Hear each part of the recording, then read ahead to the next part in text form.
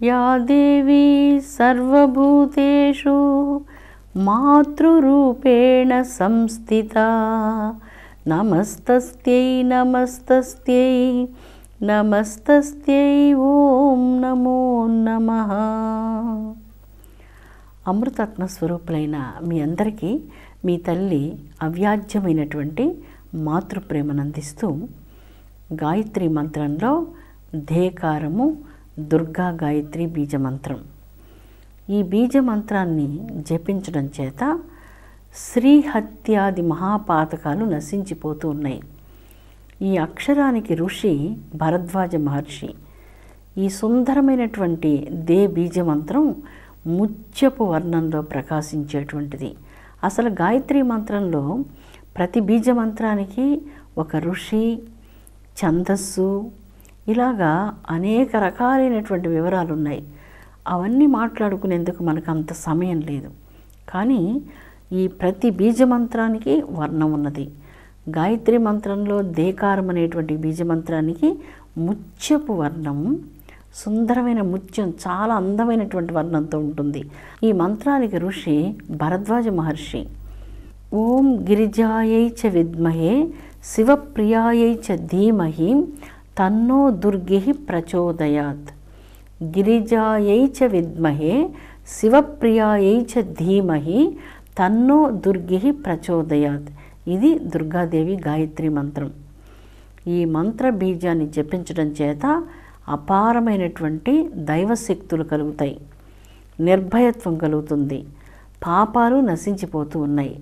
తనను ఆరాధించేటువంటి భక్తులకు జగన్మాత అయినటువంటి దుర్గాదేవి అన్ని రకాలైనటువంటి శక్తి సామర్థ్యాలను అనుగ్రహిస్తుంది, సంపదలను అనుగ్రహిస్తుంది, భయాలను దూరీకృతం చేస్తుంది.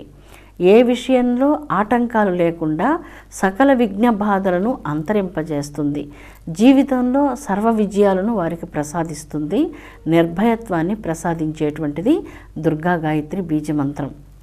ఈ బీజమంత్రంలో ఋషి భరద్వాజ మహర్షి. భరద్వాజ మహర్షి అంటే ప్రపంచానికి ఆయన చేసిన మేలు వర్ణించతరం కానటువంటిది. విమాన శాస్త్రాన్ని గురించి రచించినటువంటి వారిలో మహర్షులలో భరద్వాజులు ప్రప్రథములు.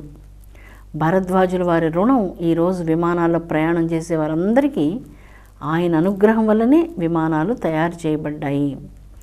ప్రపంచంలో భారతదేశం కనుక్కున్నటువంటి విషయాలు చాలామంది ప్రకటించరు. భారతదేశం చాలా ప్రతిభావంతమైనటువంటిది, భరత సంస్కృతి సర్వజ్ఞమైనటువంటి సంస్కృతి అని ప్రకటించేందుకు చాలామందికి ఇష్టం ఉండదు.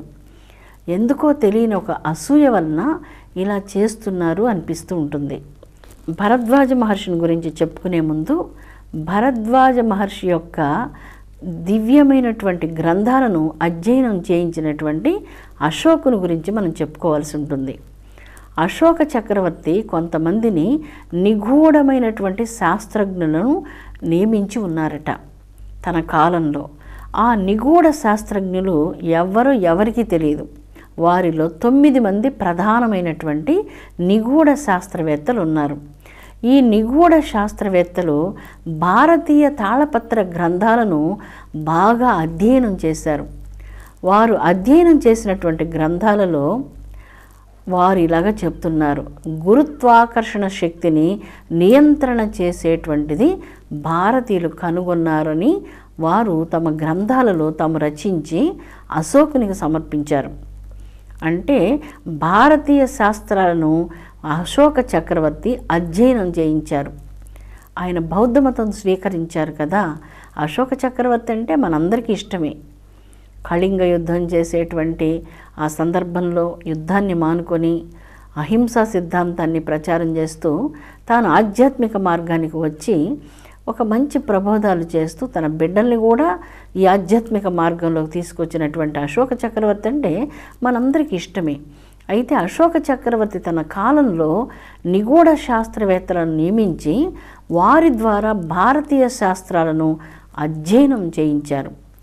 ఆ అధ్యయనంలో గురుత్వాకర్షణ శక్తి యొక్క నియంత్రణ మీద వారు చాలా పరిశోధనలు సాగించినట్లుగా మనకు తెలుస్తూ ఉన్నది.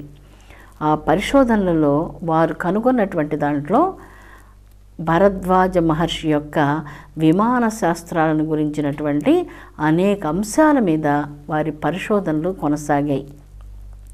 ఆ పరిశోధనల సారాంశం ఏంటంటే, ఈరోజు మనం చూసేటువంటి చాలా వేగవంతంగా వెళ్ళేటువంటి విమానాల కంటే ఇంకా ఎంతో అధునాతనంగా ఉన్నటువంటి విమానాలు ఆ కాలంలో వాళ్ళు వాడినట్లుగా మనకు ఈ యొక్క అశోక చక్రవర్తి యొక్క అధ్యయనంలో ఉన్నటువంటి విషయాలను తెలియచేస్తూ ఉన్నాయి.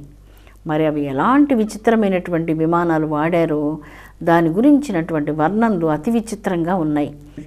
ఇలాంటి పరిశోధనలు భరద్వాజ మహర్షి యొక్క వైమానిక శాస్త్రాల మీద సాగించినట్లుగా మనకు తెలుస్తూ ఉన్నది.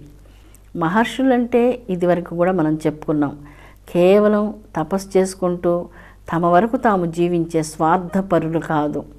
విశ్వమానవ కళ్యాణాన్ని, విశ్వమానవుల క్షేమాన్ని కోరుకునేటువంటి వాళ్ళు మహర్షులు. అందుకే అత్రి మహర్షి రచించినటువంటి మేఘతంత్రంలో మేఘాలు ఎన్ని రకాలు ఉన్నాయో వర్ణించి ఉన్నారు. మేఘాలు మనం చూస్తూ ఉంటాం, ఎన్ని రకాలు ఉన్నాయి మేఘాలని సర్వసాధారణంగా ఎవరినైనా అడిగినప్పుడు వెంటనే చెప్పలేకపోతూ ఉంటారు.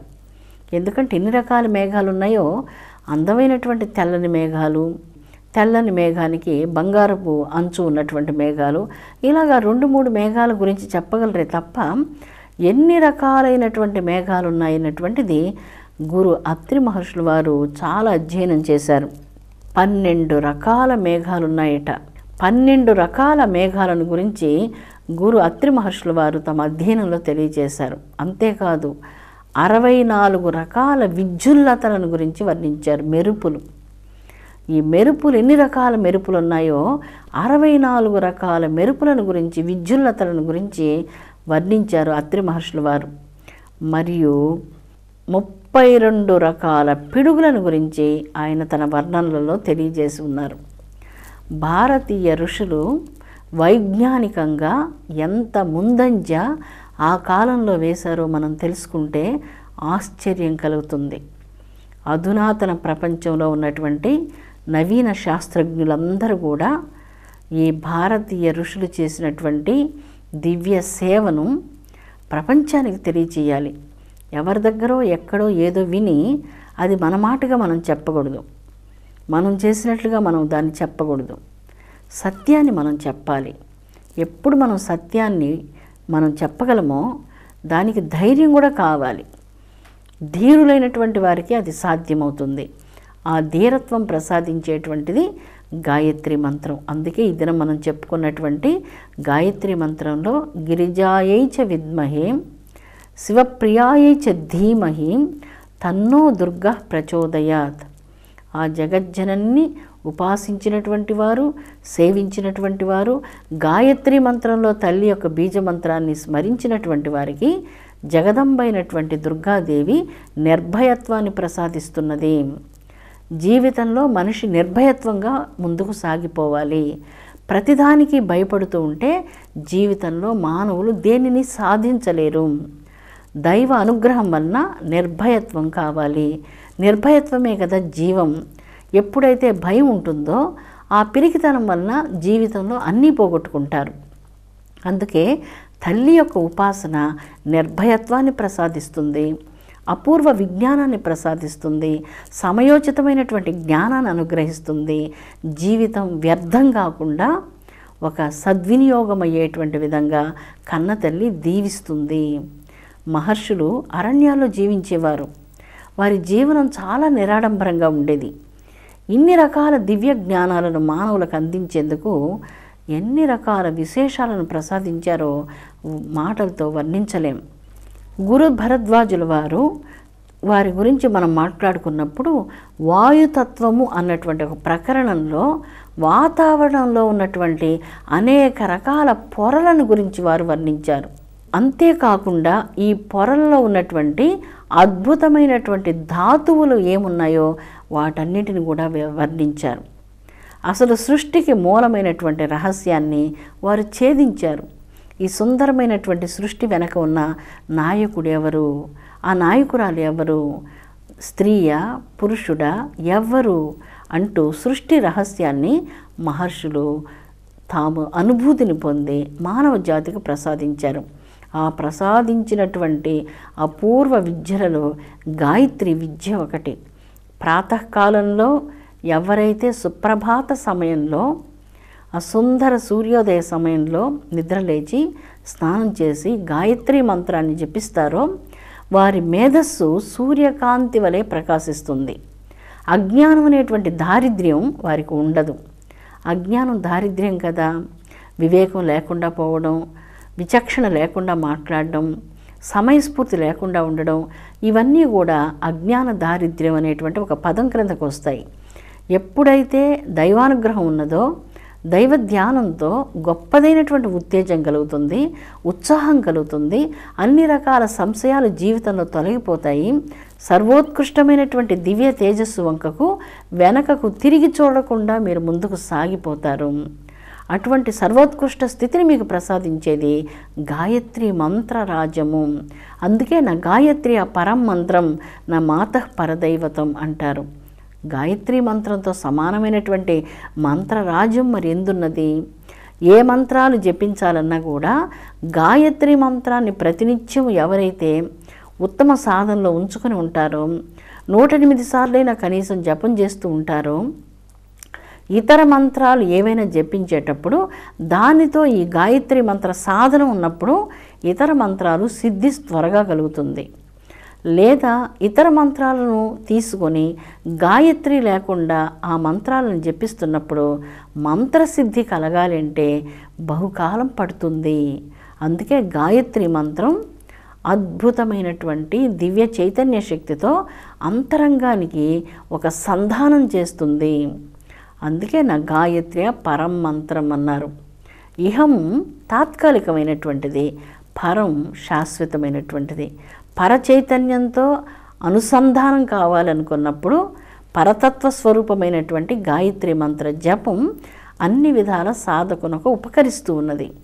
ఆ మంత్ర సాధన వలన అద్భుతమైనటువంటి సృష్టి రహస్యాలు వారి హృదయాకాశంలో తెలియకుండానే ప్రకటితమవుతూ ఉంటాయి.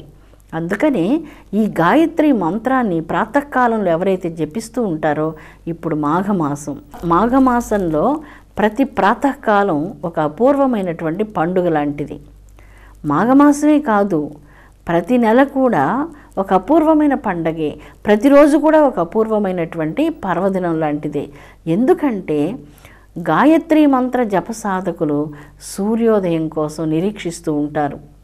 సూర్యుని ఎన్నిసార్లు చూసినా ప్రతిరోజు క్రొత్తగానే ఉంటుంది. మోహిని ఎలాగ మనస్సును వశం చేసుకుంటుందో సూర్యోదయం అలాంటి మోహిని వంటిది. మెట్లుగా ఉన్నటువంటి మేఘాలన్నీ ఎక్కి వెళ్ళి సూర్యునికి అందమైనటువంటి ఒక పూలమాలను అలంకారం చేసి వద్దామా అనిపిస్తుంది. అంత అందంగా ఉంటుంది సూర్యోదయం. ఆ సూర్యోదయం కోసం గాయత్రి ఉపాసన చేసేవారు బ్రాహ్మీ ముహూర్తంలోనే నిద్రలేచి జపధ్యానాదులు చేసుకొని ప్రాతఃసంధ్యను ఉపాసించేందుకు, ప్రాతకాలంలో సూర్యునికి అర్ఘ్యప్రదానం చేసేందుకు నిరీక్షిస్తూ ఉంటారు. అలాంటి సుందరమైన సూర్యోదయ సమయంలో ఎవరు నిద్రపోతూ ఉంటారో వారికి నిరుత్సాహం, సోమరితనం, అనారోగ్యాలు. ఎందుకంటే సూర్యకాంతి శరీరానికి ప్రసరించలేదు. ఆ సూర్యకాంతి ప్రసరించడం వలన అనేక అనారోగ్యాలు తొలగిపోతాయి. బుద్ధిశక్తి జాజ్వల్యమానంగా తరలిస్తుంది. అశాంతి తొలగిపోతుంది, శోకం తొలగిపోతుంది, దుఃఖం నశిస్తుంది, మంచి ఉత్సాహం, గొప్పదైన తేజస్సు కలుగుతుంది. ఋగ్యాది సకలాన్ వేదాన్ జ్ఞాతవాన్ సూర్య సన్నిధౌ. సూర్యుని సన్నిధిలో ఋగ్వేదం లాంటి వేదాలన్నీ కూడా అంతరంగంలో తమంతట తామే భాసిస్తూ జ్ఞానాన్ని ప్రసాదిస్తాయి. సూర్యకాంతి మనిషిని జీవాన్ని ప్రసాదిస్తుంది, ప్రాణశక్తిని కలిగిస్తుంది. అటువంటి ప్రాతకాలంలో ఎవరైతే నిద్రిస్తున్నారో నిజంగా దురదృష్టంగా జీవితంలో ఆరోగ్యాన్ని, తేజస్సుని పోగొట్టుకున్నటువంటి వారు అవుతున్నారు. సూర్యకాంతి శరీరం మీద పడడం వలన ఆరోగ్యం కలుగుతుంది, విఘ్నత కలుగుతుంది, విచక్షణ కలుగుతుంది. సోమరితనం ఎన్నటికీ జీవితంలో దరిచేరదు.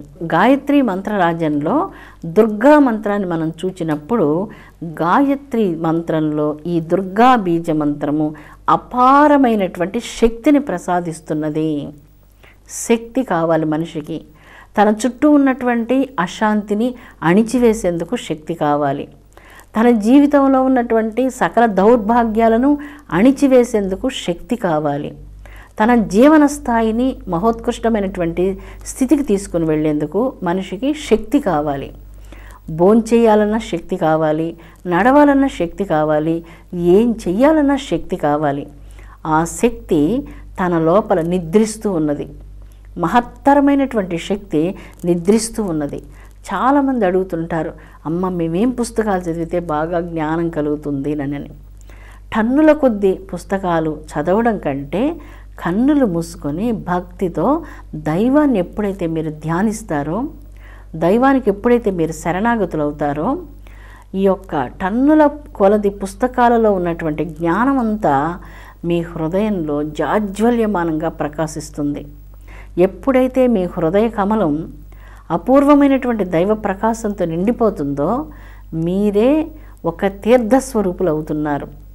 మీరే నడిచేటువంటి ఒక దివ్య దేవాలయం అవుతున్నారు. దేహో దేవాలయ అన్నటువంటి మాటను మీరు విని ఉంటారు.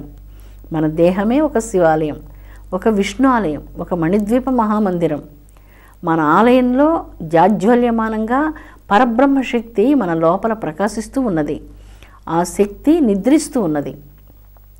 నిద్రించే ఆ శక్తిని మనం మేల్కొల్పి ఆ శక్తి యొక్క ప్రకాశాన్ని దర్శించాలి అంటే మన బాహ్యమైనటువంటి నిద్రను మనం నిద్రపుచ్చవలసి ఉంటుంది.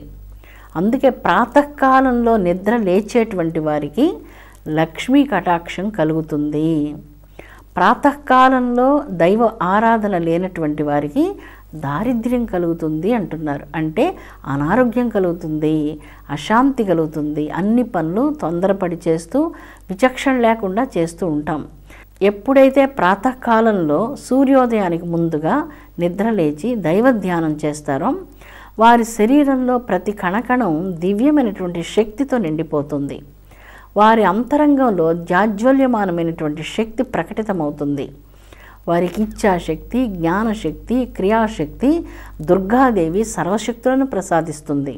సర్వస్వరూపే సర్వేసే సర్వశక్తి సమన్వితే భయేభ్యస్త్రాహినో దేవి దుర్గే దేవి నమోస్తుతే అంటూ అమ్మకు నమస్కరిస్తాం. సర్వస్వరూపే అమ్మ ఎక్కడ ఉన్నది అంటే సర్వరూపాలు అమ్మ రూపాలు. భగవంతునికి మూర్తారూపము అమూర్తారూపమని 2 రూపాలు ఉన్నాయి. అమూర్తారూపం అన్నటువంటిది అనంతమైనటువంటి ప్రకాశము, ఏ రూపం లేనటువంటిది. మూర్తారూపం అన్నప్పుడు ఈ సకల చరాచర సృష్టిలో ఉన్న సకల రూపాలన్నీ కూడా దైవం నుంచి వచ్చినటువంటివే. ఆకాశం, అగ్ని, భూమి, వాయువు, జలము, పంచభూతాత్మకమైన ఈ సకల చరాచర సృష్టి, సకల ప్రాణికోట్లు అన్నీ కూడా అనంతమైనటువంటి దైవశక్తి నుంచి వచ్చినందువలన వీటన్నిటిని మనం దైవ భావనతో ఆరాధించడం సనాతన భారతీయ హిందూ సాంప్రదాయం. ఈ సాంప్రదాయంలో చాలా అద్భుతమైన విశాల దృష్టి ఉంది. సర్వమునందు భగవంతుడు ఉన్నాడన్నటువంటి సత్యం యుగాల క్రితమే ఈ యొక్క దివ్యమైనటువంటి భావాన్ని, జ్ఞానాన్ని భారతీయ వేద ఋషులు ఆవిష్కరించారు. అటువంటి దివ్య భావన ఈ భరత జాతిని ఇన్ని యుగాలుగా శాశ్వతంగా నిలిపి ఉంచి ఉన్నది. ఎన్ని రకాలైనటువంటి ఒత్తిడి ఈ దేశం మీద కలిగినప్పటికీ, ఎంతోమంది ఎన్నో వందల సంవత్సరాలు ఈ దేశాన్ని పరిపాలించిన, ఎన్ని రకాలైనటువంటి మత మార్పిడులు మన దేశంలోకి వచ్చిన సనాతనమైనటువంటి దివ్య భారతీయ ధర్మం సజీవమైనటువంటిది, సర్వోత్కృష్టమైనటువంటిది. తనలో ఉన్నటువంటి శక్తిని తాను తెలుసుకునేందుకు మానవుడు దైవాన్ని ధ్యానించాలి అని సూచించేదే సనాతన హిందూ దివ్య సాంప్రదాయం. ఆ సాంప్రదాయాన్ని అనుసరించే ఈ గాయత్రి మంత్రంలో ఈ బీజమంత్రం దుర్గా అన్నటువంటిది ఒక అద్భుతమైన చైతన్య శక్తి. శక్తిని ధ్యానించేటువంటి వారు శక్తివంతులవుతున్నారు. వినాశకరమైనటువంటి భావాలను గురించి మనం ఆలోచించినప్పుడు అశక్తులమవుతున్నాము. మనం స్వార్థపరులుగా ఉన్నప్పుడు మనల్ని మన స్వార్థం బలహీనులుగా చేస్తుంది. మన నిస్వార్థత మనలను శక్తివంతులుగా చేస్తుంది. మన హృదయంలో ఎంతెంతగా నిస్వార్థత్వాన్ని మనం కలిగి ఉంటామో దైవశక్తి మనలో అంతంతగా ప్రకటితమవుతూ ఉంటుంది. పవిత్రాత్మ స్వరూపులారా, పవిత్రమైనటువంటి దైవ ధ్యానంతో మీరందరూ అజేయమైనటువంటి బలంతో, శక్తితో తరంగితం కావాలని నేను మీ కన్నతల్లిగా కోరుకుంటూ ఉన్నాను. సమస్త మానవ జగత్తంతా శక్తివంతులతో నిండాలి, నిస్వార్థవంతులతో నిండాలి, దివ్యమైనటువంటి భావాలతో నిండాలి. ఈ సుందరమైనటువంటి దైవ సృష్టి శక్తితో, జ్ఞానంతో, అద్భుతమైనటువంటి ఆత్మీయతాభావంతో తరంగితం కావాలని మనపూర్వకంగా జగన్మాత దుర్గాదేవి పవిత్ర పాదపద్మాలకు భక్తితో నమస్కరిద్దాం. విశ్వశాంతి వర్ధిల్లునుగాక. ఓం శాంతి శాంతి శాంతి.